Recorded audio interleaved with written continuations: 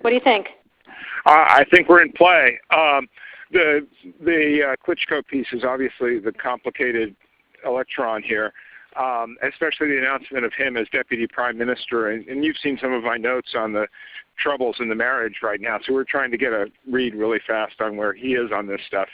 But I think your argument to him, which you'll need to make, I think that's the next phone call we want to set up, is exactly the one you made to Yachts. And I'm glad you sort of put him on the spot on where he fits in this scenario.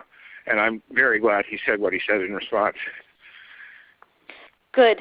So I don't think Klitsch should go into the government. I don't think it's necessary. I don't think it's a good idea. Yeah, I mean, I guess you think, what, in terms of him not going into the government, just let him sort of stay out and do his political homework and stuff. I'm just thinking in terms of sort of the process moving ahead, we want to keep the moderate Democrats together. The problem is going to be Tony Book and his guys. And, you know, I'm sure that's part of what Yanukovych is calculating on all of this. I think Yachts is the guy who's got the economic experience, the governing experience. He's the guy, you know, what he needs is Klitsch and Tony Book on the outside. He needs to be talking to them 4 times a week, you know. I just think Klitsch going in, he's going to be at that level working for Yatsenyuk. It's just not going to work. Yeah, no, I think that's right. Okay, good. Well, do you want us to try to set up a call with him as the next step? My understanding from that call, but you tell me, was that the big three were going into their own meeting, and that Yachts was going to offer in that context a three-way, you know, the 3+1 conversation or 3+2 with you. Is that not how you understood it? No, I mean, that's what he proposed, but I think just knowing the dynamic that's been with them where Klitschko has been the top dog, he's going to take a while to show up for whatever meeting they've got, and he's probably talking to his guys at this point. So I think you reaching out directly to him helps with the personality management among the three, and it gives you also a chance to move fast on all this stuff and put us behind it before they all sit down and he explains why he doesn't like it. Okay, good. I'm happy. Why don't you reach out to him and see if he wants to talk before or after? Okay, will do. Thanks. Okay, I've now written, one more wrinkle for you, Jeff. Yeah. I can't remember if I told you this or if I only told Washington this, that when I talked to Jeff Feltman this morning, he had a new name for the UN guy, Robert Seri. Did I write you that this morning? Yeah, okay. I saw that. He's now gotten both Seri and Ban Ki-moon to agree that Seri could come in Monday or Tuesday. Okay. So that would be great, I think, to help glue this thing and have the UN help glue it. And, you know, fuck the EU.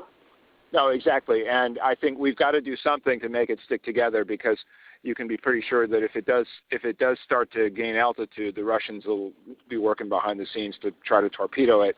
And again, the fact that this is out there right now, I'm still trying to figure out in my mind why Yanukovych did that.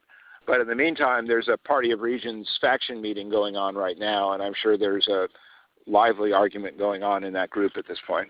But anyway, we could land jelly side up on this one if we move fast. So let me work on Klitschko, and if you can just keep, I think we want to try to get somebody with an international personality to come out here and help to midwife this thing. And then the other issue is some kind of outreach to Yanukovych, but we probably regroup on that tomorrow as we see how things start to fall into place.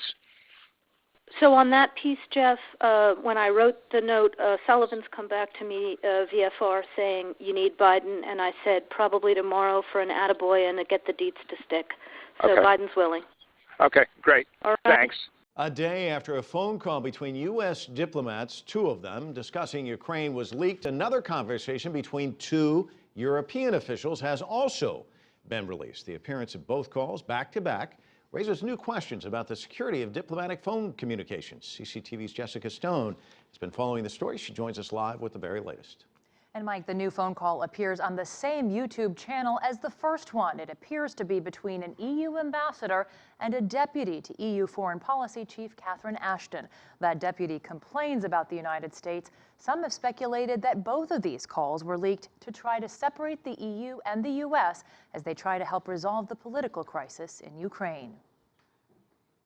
A wave of European reaction Friday to a recorded, then released private conversation between two American diplomats trying to resolve the political unrest in Ukraine. At one point, a voice resembling U.S. Assistant Secretary of State Victor Nuland says this. So that would be great, I think, to help glue this thing and have the UN help glue it. And, the EU. The largest economy in the European Union is reacting harshly.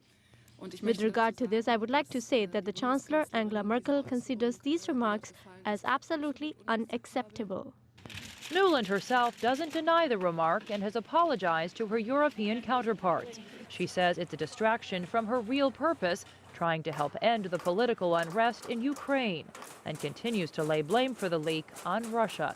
I'm obviously not going to comment on private diplomatic conversations, other than to say it was pretty impressive tradecraft. The audio was extremely clear.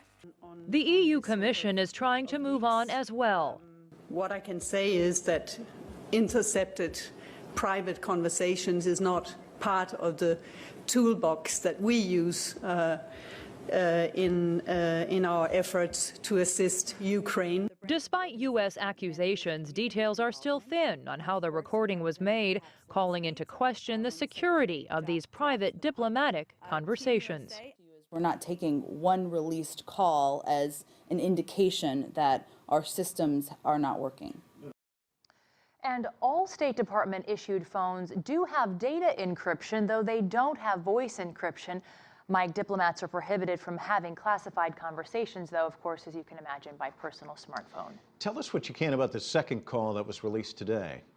Well, here's what we know. It is in German, and it seems to center on the idea that the policy rift between the U.S. and the EU over sanctioning Ukrainian government officials, that's been an ongoing rift that's been exposed through both of these phone calls. But the deputy in this phone call to EU Foreign Policy Chief Catherine Ashton suggested that the Americans are going around essentially painting the EU as weak on the prospect of stronger sanctions because it has not yet made public statements on this matter. Fascinating stuff. Thanks so much, Jessica.